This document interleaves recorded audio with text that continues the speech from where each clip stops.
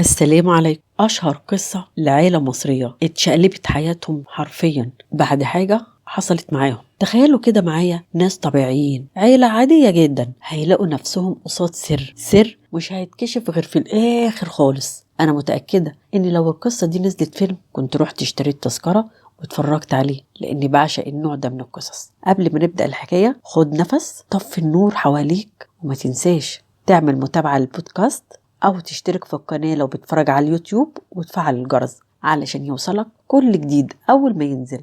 ويلا بينا نبدأ قصة النهاردة. أنا اسمي منى، أنا عندي دلوقتي 20 سنة. ليا أخ أصغر مني، هو أصغر مني بسنتين. إحنا عايشين في شقة إيجار. بابا أستاذ لغة عربية وراجل مطحون في الشغل، مع إن ظروفنا تبان إن هي صعبة، بس بصراحة بابا كان معيشنا أحسن عيشة بالنسبة لنا على الأقل. الحمد لله كنا راضيين ومبسوطين وبنبوس ايدينا وش وظهر. الشقة اللي ساكنين فيها دلوقتي صغيرة، مش واسعة خالص، يعني هي أوضة واحدة بس لماما وبابا، وأوضة تانية للضيوف، والصالة هي اللي بننام فيها أنا وأخويا عمر. في يوم ماما راحت لبابا وقالت له إن هي حامل ومستنية مولود جديد إن شاء الله جاي في السكة. طبعا مش محتاجة أوصف لكم فرحتنا، كلنا كنا طايرين من السعادة. احنا اتربينا ان احنا نحب بعض قوي ونحب اللمة، زي ما بيقولوا كده العزوة حلو. ممكن تقولوا ان الحياة هتكون صعبة عليكم اكتر، بس لا، اطمنكم ان بابا هو اللي كان نفسه يكون عنده 3 ولاد. بابا كان دايما يقول كل اللي يجيبه ربنا كله خير، بس كان عندنا مشكلة واحدة بس. ماما قعدت مع بابا وقالت له بص يا محمد، انا عارفة ان الظروف صعبة قوي، بس بصراحة الشقة دي ضيقة، لازم تتغير. منى بتكبر ولازم يكون لها أوضة لوحدها علشان الخصوصية، دي بنت. بابا قال لها مفيش أي مشكلة، أنا أساسا كنت بدور على شقة إيجار ومكنتش عايزة أقول لكم غير لما ألاقي المكان المناسب. على فكرة بابا دايما كده كتوم، بيقضي طلباته من غير ما يقول لحد ما يشوف الطلب المناسب لنا كلنا ويبلغنا إن هو عمل كذا أو اشترى كذا. بعد حوالي شهر من الموضوع ده بابا قال لنا إن هو شاف سمسار وقال له إن في شقة ممكن تعجبنا، شقة ممكن تكون سبب إن حياتنا كلها تتغير، فيها سر، شقة ممكن تعجبنا. في الأول أنا وعمر ما كانش عندنا أي حماس إن احنا نمشي ونسيب شقتنا دي. صعب جدا بعد ما عشت في مكان فترة طويلة قوي إن انت تسيبه. بابا قال لنا يلا عشان نروح نشوف الشقة يمكن تعجبكم. أنا وعمر قلنا له لأ، روح انت يا بابا انت وماما واحنا هنقعد هنا نستناكم. قلنا أكيد يعني مش هتكون حاجة جامدة، هتكون شقة عادية زي بتاعتنا دي، يمكن زيادة فيها أوضة. اللي راحوا يشوفوا الشقة بابا وماما بس. قبل ما يمشوا كلموا السمسار علشان يشوفوا مكان يتقابلوا فيه. السمسار بدأ يوصف لهم طريق. بابا استغرب جدا، المنطقة اللي السمسار بيقول لهم عليها إما فيلات أو لو مشينا شوية لقدام هنلاقي عشوائيات. السمسار قال له تعالى بس وانت هتشوف. راحوا وقابلوا السمسار. بابا لسه بيكلم السمسار قال له اصبر شوية يا أستاذ محمد، لو ما عجبتكش ممكن نشوف لك حاجة تانية. المهم وصلوا للمنطقة. السمسار قال لهم اقفوا هنا، ووقفوا بالظبط قدام فيلا مش كبيرة قوي، هي بيت كبير حواليه سور وفي جنينة. الحي كان هادي قوي، البيت ده مفيش بينه وبين البحر أي حاجة، وكان في راجل مستنيهم قدام الفيلا دي. بابا وماما قلقوا قوي، قالوا أكيد السمسار ده عايز يورطنا في إيجار إحنا مش هنقدر ندفعه، وبسبب الإحراج ده قرروا إن هم يعملوا زي ما أي حد ممكن يعمل في الموقف ده. بعد ما يتفرجوا يقولوا له الشقة مش مناسبة لنا، يعني هيتحججوا أي حاجة وخلاص ويسيبوا الشقة ويمشوا. الراجل اللي استقبلهم هو صاحب البيت. أول حاجة لاحظوها إن المنطقة كانت فاضية جدا، لسه مكان جديد بيتبني، مفيش عربيات خالص ومفيش أي محلات فاتحة. بابا بيقول إن الراجل ده كان رغاي قوي، بيحاول يبرر لهم ليه يختاروا المكان ده وإن المكان ده حلو وبيبرز لهم مميزات المكان. بابا قال في سره إحنا ما معناش فلوس للكلام ده، المكان كبير وحلو جدا. الراجل قال له أنا ما كنتش ناوي أأجر البيت ده عزيز عليا قوي، والمنطقة دي انتوا عارفينها طبعا غالية، بس الظروف صعبة عشان كده أنا هأجره. بس على فكرة أنا مش هأجر البيت كله، أنا هأجر بس الدور الأرضي، وبقية الأدوار هتبقى مقفولة مش هبقى لكم أي دعوة بيها. صاحب البيت قال لهم أنا مش هحكي لكم كتير، يلا عشان تشوفوا بعينكم وحكموا بنفسكم، أنا مش هتكلم تاني. فعلا دخلوا يعملوا معاه الواجب. الدور الأرضي كان روعة أول ما تدخله مش بتحس بخنقة خالص فيه، الدنيا منورة جدا جميلة، والبيت كان واسع قوي، بس كان محتاج شوية دهانات بسيطة. طبعا دي مش مشكلة. الراجل قال لهم البلكونة دي بتبص على البحر، والجنينة بتاعتكم عيشوا حياتكم فيها. وأكد عليهم تاني إن الأدوار اللي فوق لهمش دعوة بيها، وهيكون ليها باب والمفتاح هيبقى معاه هو. ماما كانت هتموت من الفرحة. بابا بدأ يتحجج، يقول لهم أصل الولاد ما بيعجبهمش البحر، أصل احنا عندنا حساسية من البحر، وقعد يتحجج لهم بحاجة طبعا ما تدخلش دماغ عيل صغير. بس الشقة كانت عاجبة ماما قوي. السمسار قال له يا حاج قول لهم على التمن، الأستاذ محمد والمدام بتاعته مستعجلين، وأنا كمان عندي مواعيد تانية. هنا بدأت الصدمة. الراجل قال تمن إيجار. بابا بيقول له احنا مش هنأجرها اليوم واحد، احنا عايزينها إيجار شهر. الراجل قال له ما هو المبلغ ده هو إيجار الشهر. بابا قال له ايه؟ احنا بندفع في الشقة اللي احنا عايشين فيها، وهي في منطقة عشوائيات وضيقة جدا وما فيهاش بحر ولا جنينة ولا أي حاجة، بندفع أكتر من المبلغ ده. ايه اللي انت بتقوله ده؟ قال له أنا هأجرها كده وهو ده التمن المطلوب. وقال له بصراحة المبلغ أنا مخفض فيه علشان المنطقة نقعد زي ما انتم ما شايفين مقطوعة، يعني أهو الناس تستفيد وأنا كمان أستفيد. بابا ساعتها حط إيده في جيبه، طلع العربون وقال له ماشي هاتوا العقد بقى عشان نمضيه. مضوا العقد وخلاص، وخدوا المفتاح. لما رجعوا البيت بدأوا يحكوا لنا. أنا بصيت لعمر وقلت له سمعت اللي بيقولوا؟ إيه ده بيت زي الفيلا؟ قال لي سمعت طبعا، أكيد هنروح نلاقي خرابة، هنلاقي حاجة صغيرة وحاجة مش اللي هم بيقولوا عليها خالص، هم بيضحكوا علينا، بس على الأقل أهو في بحر. بابا قال لنا حضروا نفسكم، هنروح علشان نظبط الشقة ونروقها، وعلشان كمان تمسحوها ونبتدي ننقل فيها قريب. جه اليوم جمعنا فيه حاجتنا كلها ورحنا عشان ننظف الشقة ونظبطها. لما وصلنا المنطقة الجديدة والله ما صدقنا، فعلا طلعت فيلا جنب البحر. بصينا لبابا وماما وقلنا لهم ايه اللي مخبيينه؟ هو انتوا جايبين لنا أوضة فوق السطح؟ بس عموما حتى لو أوضة فوق السطح مش مشكلة، المنطقة هنا حلوة قوي، دي منطقة فيلات وعندنا جنينة خاصة بينا احنا والدنيا حلوة. بصراحة عجبتنا احنا كمان. رحت انا وعمر نلف في الشقة، بعد كده خرجنا في الجنينة وقعدنا نبص في الجنينة ونتفرج عليها. عمر بص ورايا لقى بابا كان بيشاور له، هو بابا واقف في الصالة بعيد قوي. قال لي بصي بابا بيشاور لك. بصيت لقيت بابا فعلا واقف في الصالة بيشاور لي. هو ما كانش باين قوي بس ده اكيد بابا، اصل ما فيش حد غيري انا وعمر وماما وبابا طبعا.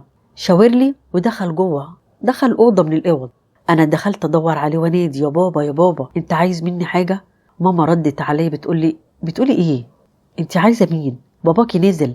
قلت لها ازاي يعني نزل؟ بابا شاور لي ودخل وانا جيت علشان اشوفه هو عايز حاجه مني. قالت لي باباكي اول ما جينا قعد معايا 5 دقايق ومشي عشان عنده شغل. انا قلت ساعتها ان هو اكيد شاور لي علشان يقول لي مع السلامه ومشي. رجعت لعمر قلت له مفيش حاجه، بابا كان بيشاور لنا علشان تقريبا كده بيقول لنا ان هو خارج. قال لي لا طبعا انا شفته بيشاور لك علشان عايزك تروحي له. قلت له خلاص مفيش مشكله بقى، هو راح الشغل دلوقتي لما يجي نبقى نشوفه كان عايز ايه.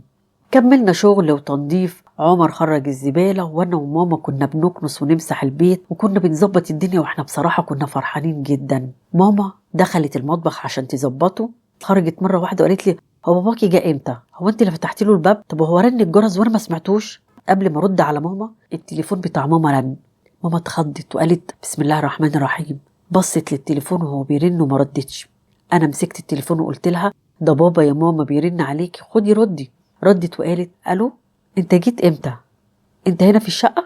بابا كان مستعجل على التليفون، قال لها انا لما اخلص شغل هاجي اخدكم، محتاجين اي حاجه اجيبها لكم معايا؟ طب الشقه عجبتكم وعجبت الولاد؟ ماما ما بتردش خالص، بتسمع بس. بابا قال لها جاوبيني انتوا محتاجين حاجه اجيبها لكم قبل ما اجي؟ قالت له لا مفيش اي حاجه، توصل بالسلامه عشان احنا لسه ما كملناش حاجتنا. المهم قفلنا معايا. قلت لها مالك يا ماما في ايه؟ قالت لي مفيش يا منى، انا بس مش عارفه اقولها لك ازاي، بس انا شفت باباكي واقف قدام الباب اللي هناك ده، يمكن بقى تهيألي من التعب. قلت لها لا يا ماما مستحيل، ممكن يكون عمر وانت بس اختلط عليك الامر. في اللحظه دي بدأت تحصل حاجات غريبه، السبب السر اللي لسه ما عرفناهوش. بعد ساعه من الكلام ده بابا جه، كنا خلصنا تنظيف وكل حاجه كانت بتلمع وزي الفل. قلنا له يلا نمشي لحد ما ننقل العفش كله، بس مرضناش نقول له على اي حاجه من اللي حصلت، كانت بالنسبه لنا مجرد تفاهات. رجعنا شقتنا وابتدينا نقارن ايه الجمال اللي احنا هنبقى فيه ده. نمنا في الليلة دي واحنا نايمين. بابا قام بدري قوي، هو متعود بيصحى قبل الفجر بشوية، بس المرة دي صحي بدري جدا. سمعناه بيتكلم مع ماما بصوت واطي. تاني يوم عرفنا ان هو معرفش ينام كويس، وحلم حلم غريب قوي. حلم ان هو في الفيلا دي وفي ناس حواليه بيقروا عليه الفاتحة. دي اول مرة بابا يحلم حلم غريب ومخيف كده. بابا على فكرة راجل ملتزم وحافظ اجزاء كتيرة قوي من القرآن. ان هو يحلم حلم وحش بالشكل ده كانت علامة احنا ساعتها ما فهمناهاش. عشان اختصر لكم الموضوع هنروح لليوم اللي بعد كده اللي نقلنا فيه العفش. اليوم ده كان يوم البهدلة. ماما عشان لسه في بداية الحمل، انا وعمر بنحاول نريحها على قد ما نقدر، بس بالرغم من كده كنا فرحانين. قسمنا الأوض وكل واحد فرش أوضته. بقت دي أوضتي، ده بيتي، ودي جنينتي. مش ليل قوي، بعد صلاة المغرب كده الدنيا ابتدت تضلم. أنا كنت واقفة في الشباك اللي بيبص على البحر. مرة واحدة كانوا ماشيين، دول تقريبا من الناس اللي عايشين هنا على طول وعارفين كل مكان. كانوا ماشيين ناحية البحر. أول ما قربوا من بيتنا وشافوا إن البيت فيه نور منور وقفوا واستغربوا جدا واتكلموا مع بعض، وكانوا بيشاوروا على الجهة اللي جاي منها النور اللي هو بيتنا. بعدين بدأوا يمشوا بسرعة واختفوا. بعد 5 دقايق سمعنا جرس الباب بيرن. عمر فتح شوية وبدأ ينده لنا وماما. رحنا لقيناهم هم نفس الستات اللي كانوا ماشيين على البحر بيبصوا لنا من فوق لتحت. قالوا لنا انتوا عايشين هنا؟ قلت لهم هو في حاجة؟ هو انتوا جيراننا؟ قالوا لا، بس احنا بنعدي من هنا على طول، احنا ساكنين في العماير اللي ورا خالص، يعني في العشوائيات تقريبا، بس المنطقة ديت ان حد يعيش فيها دي غريبة. انتوا عارفين انتوا بتعملوا ايه في نفسكم؟ احنا اتصدمنا. ماما ما عرفتش تعمل ايه، وبصراحة شكت ان الناس دي تكون نصابين او حرامية. قفلت الباب في وشهم بسرعة جدا. عمر قال لي انا ما فهمتش الستات دول عايزين ايه. قلت له مش عارف، يمكن كانوا عايزين حاجة وقعدوا يفكروا يدخلوا لنا منين، ملقوش غير الطريقة الفاشلة دي. بصراحة الحي ما كانش فاضي وبس. اول ما بنفتح الباب بنشوف سواد جاي من كل ناحية. السواد ما كانش من السما وبس، كمان ضيف عليه سواد البحر. الشارع كله كان غرقان في الضلمة، ولا نور شباك ولا عمود كهرباء ولا صوت بني آدم يوحد ربنا. احنا وبس. بيت واحد كان منور، هو بيتنا بالليل. كان إحساسنا بالخوف كبير قوي، وضيف كمان عليه إحساسنا بالبرد. بابا كان دايما يقول لي ما تخافيش، ما فيش حاجة، كل الإحساس اللي عندكم ده عشان احنا سيبنا الزحمة وجينا هنا في حتة هادية. بس الحقيقة الهدوء ده ما كانش راحة، كان صمت قبل المصيبة. السواد اللي حوالينا ما كانش طبيعي خالص، وكان واضح قوي إن اللي جاي رعب.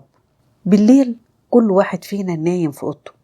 بابا عنده عادة حلوة قوي، قبل ما بينام بيتوضى ويلف على البيت كله عشان يطمن إن الأنوار كلها مقفولة والغاز مقفول وكمان الأبواب، ويطمن علينا كل واحد في أوضته.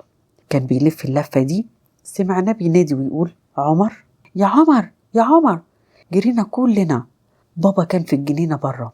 فجأة عمل حاجة غريبة، بصلنا وبص فوق على الدور اللي فوقينا.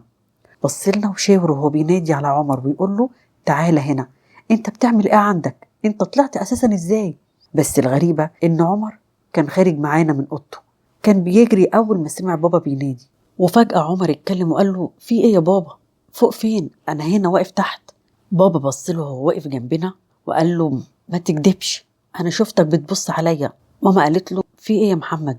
انت عارف ما عندناش فلوس للدور اللي فوق، وكل حاجة كمان مقفولة، ما فيش حد خالص هيقدر يطلع فوق، والمفاتيح مش معانا، دي مع صاحب البيت. ازاي بس عمر هيطلع فوق؟ وبعدين انا شفته خارج من اوضته اول انت ما زعق. بابا طبعا ما صدقش، قال هو انا يعني هتوه عن ابني؟ بقول لك عمر كان فوق وشافني وشفته زي ما انا ما شافه دلوقتي تحت. عشان يتأكدوا بابا وعمر لفوا على الفيلا كلها. مفيش اي مدخل او مخرج غير الباب الرئيسي، يعني مستحيل حد يطلع فوق. بابا رغم انه ما كانش عايز يبين، بس من الليلة دي الشك ابتدى يدخل قلبه. بعد اسبوع كل حاجة هادية، واحنا تعودنا خلاص، بقى لنا روتين يومي، وبابا ليه روتين يومي كل يوم. كل يوم بابا كان بيقعد في الجنينة قصاد البحر ومعاه كوباية الشاي وبيصحح الامتحانات او بيجهز للدرس اللي هيقوله للطلبة تاني يوم. مستحيل تفوتوا الجلسة دي. في يوم بابا بعد المغرب قام علشان ياخد استراحة صغيرة، بص ناحية البحر، لقى واحد واقف قصاد الجنينة، ظهره للجنينة ووشه للبحر. ما كانش واحد بس، أكتر من واحد كانوا خارجين من المية، حوالي 4 أشخاص. بابا استغرب جدا، إزاي الناس دي بتعوم في الوقت ده وكمان الجو برد جدا؟ وفجأة ال4 وقفوا من غير ما يعملوا أي حاجة. بابا قال أنا هروح وأشوف في إيه. خرج من باب الجنينة اللي بيبص على البحر، خطوتين ويبقى قصاد المية. أول ما خرج ملقاش حد، اختفوا. بابا قعد يتمشى في المنطقة اللي كانوا واقفين فيها، ولف وشه وبص على الجنينة في المكان اللي بابا كان واقف فيه. عارفين شاف ايه؟ لقى واحد كان بيمشي مرة واحدة وقف في المكان اللي بابا كان واقف فيه. بابا قعد يبص شوية، قال لا ده مش عمر. قرب شوية، فجأة قال ايه ده أنا. أيوة، بابا شاف نفسه واقف في الجنينة في نفس المكان اللي كان واقف فيه من شوية. قعد يجري على البيت، دخل الجنينة يشوف مكانه، مفيش حد. الشخص اللي كان واقف اختفى. هنا بابا اتأكد ان اللي بيحصل ده حاجة كبيرة قوي. بابا ما قالناش ساعتها اي حاجة، بس حكى لماما وطلب منها ان هي ما تقولش عشان احنا كمان ما نخافش. بالليل واحنا نايمين، ماما قامت تدخل الحمام وهي خارجة شافت بابا قاعد في الصالة. قالت له يا محمد انت كويس؟ بابا بص لها وشاور لها بايده، معناها امشي وسيبيني دلوقتي. قالت اسيبه على راحته، يمكن بيصلي او بيقرأ. دخلت تنام، بس كانت قلقانة. بعد نص ساعة قامت علشان تشوف بابا تاني، لقيته قاعد نفس القعدة، ما بيتحركش خالص، مطفي النور كله، ما بيقراش ولا بيصلي ولا أي حاجة. قالت له بصوت عالي يا محمد في ايه؟ انت فيك حاجة؟ انت تعبان؟ طب انت زعلان مني؟ قوم نام في سريرك. ماما اتكلمت بصوت عالي جدا لدرجة اني صحيت من النوم. فتحت النور لقيت ماما واقفة وبابا قاعد القعدة الغريبة دي. مرة واحدة لقيت بابا قام وعدى من بيني أنا وماما ودخل على أوضته، بس لاحظت إن عينيه كانت مطفية. عينيه كان كلها سواد، مفيش فيها بياض خالص، زي ما يكون واحد مغيب. قلت لماما معلش يا ماما، يمكن عنده مشكلة في الشغل، انت عارفة بابا لما بيتضايق بيحب يقعد لوحده. بس لا، بابا قام قبل الفجر يصلي. ماما راحت له وقالت له انت كويس؟ بابا ما كانش فاهم في ايه ولا ماما بتتكلم عن ايه. قال لها الحمد لله انا كويس. ايه السؤال الغريب ده؟ قالت له على اللي حصل. طبعا بابا ما كانش فاكر اي حاجة، وقال لها يمكن كنت نايم وانتوا صحتوني، انا مش فاكر اي حاجة خالص من اللي انتوا بتقولوا ده. احساسنا بالخطر بقى اكبر. تاني يوم انا وعمر كنا في المدرسة. بابا ودى ماما عند اهلها عشان ترتاح شوية، وهو راح يقابل اصحابه وجابهم البيت الجديد عشان يفرجهم عليه. اصحابه شافوا المنظر وعجبهم قوي، بس واحد منهم كان عارف المنطقة دي كويس. قال له يا أستاذ محمد انت قدرت تأجر هنا عادي كده؟ بابا قال له طب وإيه المشكلة؟ قال له يعني في كلام بيتقال كده مش كويس، الناس بتخاف تعيش في المنطقة دي، ما حسيتش إن الحي بتاعكم ده فاضي؟ بابا قال له عادي، الناس ما بتحبش تسكن جنب البحر، وكمان احنا في شتاء، استنى بس لما الصيف يجي وهتلاقي الدنيا هنا كلها بقت زحمة. صاحب بابا قال له لا أنا بتكلم عن حاجة تانية، اسأل صاحب البيت ليه سايب بيته هنا وراح سكن قريب منه، أكيد عارف الكلام اللي بيتقال على المنطقة هنا. بابا حط الكلام ده في دماغه وقال لازم يروح لصاحب البيت. اتصل بالسمسار، اتصل بكتير قوي قوي قوي، ما ردش عليه. وبعدها السمسار اتصل ببابا وقال له انت كنت عايز حاجة يا أستاذ محمد؟ قال له عاوز عنوان صاحب البيت. فعلا بابا خد العنوان وراح لصاحب البيت. المكان اللي صاحب البيت كان ساكن فيه ما كانش بعيد قوي. فضل يخبط على باب الشقة، محدش خالص فتح له، بس جور صاحب البيت مرة واحدة فتح وقال له ان الراجل ايوه هنا هو قاعد، بس مش بيجي هنا كتير، هو بيجي فترة ويروح. بابا بدأ يحس ان في مشكلة. طب ليه الراجل كدب عليه وقال له ان هو عايش في المكان ده؟ بعد العشاء رجعنا كلنا البيت. بابا كان قاعد نفس القعدة اللي بيقعدها دايما. شوية وسمعنا جرس الباب بيرن. عمر فتح، لقى راجل كبير في السن ما يعرفوش. الراجل سأل عمر انت ابن الأستاذ محمد؟ ناديلي على باباك، قول له صاحب البيت جه. بابا سمع الكلام ده قام بسرعة وسلم عليه وقال له اتفضل. صاحب البيت قال له يا أستاذ محمد انت سألت عليا، كنت عايز حاجة؟ بابا قال له ايوه يا سيدي، وحشتنا والبيت فاضي مفيش جيران، قلنا هنتكلم معاك وندردش معاك شوية. بابا كان بيحاول يلاقي مدخل عشان يفتح بيه الموضوع، بس الراجل فهم اللعبة. قال له وقت ما تحب تسأل عليا أنا موجود، أنا ما بحبش أزعج حد ومش عايز أسيبك هنا لوحدك.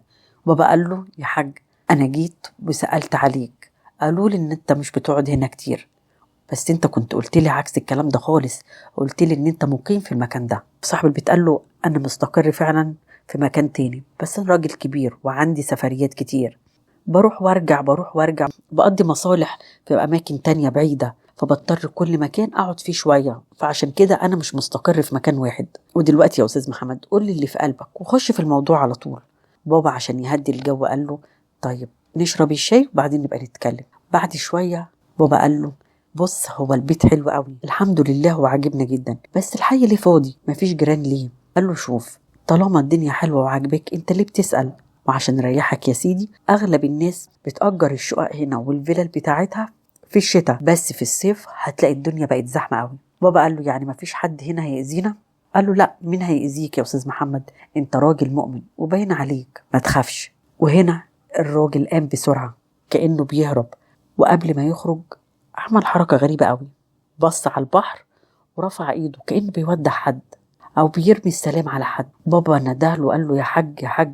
الراجل ما ردش عليه، بس بابا ما سابهوش، مسك في كتفه. بابا حس ان الراجل ده مخبي سر وعاوز يهرب، وان في حاجة مش تمام، في حاجة هو مش عاوزنا نعرفها. بابا قرر يسأل الناس اللي ساكنة في الشوارع التانية.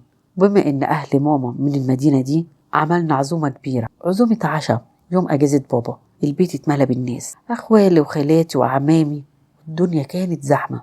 في الليلة دي حصلت مصيبة غيرت كل حاجة. بعد ما أكلنا خرجنا نتمشى على البحر، العيلة كلها خرجت، ستات وأطفال، وأنا كنت معاهم، والرجالة كانوا قاعدين قريب مننا ومعاهم عمر. وإحنا واقفين جت علينا ست شكلها مش طبيعي، شكلها واحدة مجنونة، شعرها كان منكوش وهدومها كانت مقطعة. الست دي جت لحد عندنا وبصت علينا كلنا، شوية سابتنا ودخلت البحر، وبدأت تغسل ايديها ورجليها وراسها زي ما تكون بتتوضى. بصت لماما وبدأت تشاور لها علشان تروح لها وتقول لها تعالي تعالي، البحر ده كويس ليكي. انا خفت ومسكت في ماما، وبنات خالتي بيقولوا يا ساتر ايدي سيبوها، محدش خالص يبص لها، محدش خالص يروح لها. ماما عملت حاجة محدش خالص متوقعها، سابت ايدي من ايدها ودخلت ناحية البحر لحد كده المية ما جابت عند ركبتها، وبدأت تبل راسها ومسحت وشها وايديها ورجليها. بابا قعد يزعق عليها من بعيد، بتعملي ايه يا هبة يا هبة؟ ماما معرفش ايه اللي جالها ساعتها، كأنها اتبدلت بواحدة تانية خالص، رمت نفسها في المية. المنظر كان عجيب، انا ما صدقتش، اتحركت روحت اخرجها من المية. بابا وعمر جم يجروا على ماما. الست المجنونة عملت نفس اللي عملته ماما، رمت نفسها في المية، بقت هي وماما مع بعض تحت المية. بعدين خرجت بصت لنا، شكلها اتغير 180 درجة. كانت الأول بتضحك حاجة غريبة قوي، دلوقتي وشها بقى زي واحدة فايقة من غيبوبة، عينيها مفتحة باندهاش وكأنها كان مغمى عليها. فاقت وجريت. بابا شال ماما من المية وقال لها حسابي معاكي بعدين. اللي عملته ماما ده ما كانش منطقي خالص، الأغرب إن هي كانت بتترعش من البرد، بس كمان كانت بتترعش من الخوف، كأنها لما رمت نفسها في المية شافت حاجة ما كانش المفروض تشوفها خالص. دخلنا البيت، ماما دخلت تاخد دش، قلت لها لما تخلصي هساعدك. ماما لحد دلوقتي مصدومة وما بتردش عليا خالص، كل ما اجي اكلمها ما بتبصليش وما بتردش عليا، وكأنها سرحانة في ملكوت تاني، مش معانا، مش هي دي ماما. شوية سمعنا صراخ ماما، كانت قافلة الباب بالمفتاح وعمالة تصوت. كنا عمالين نقول لها افتحي افتحي يا ماما، وعمالين نزعق ونقول لها افتحي عشان تسمعنا. مرة واحدة بابا جه بيقول لها مالك في ايه، افتحي الباب. محدش كان فاهم خالص اي حاجة.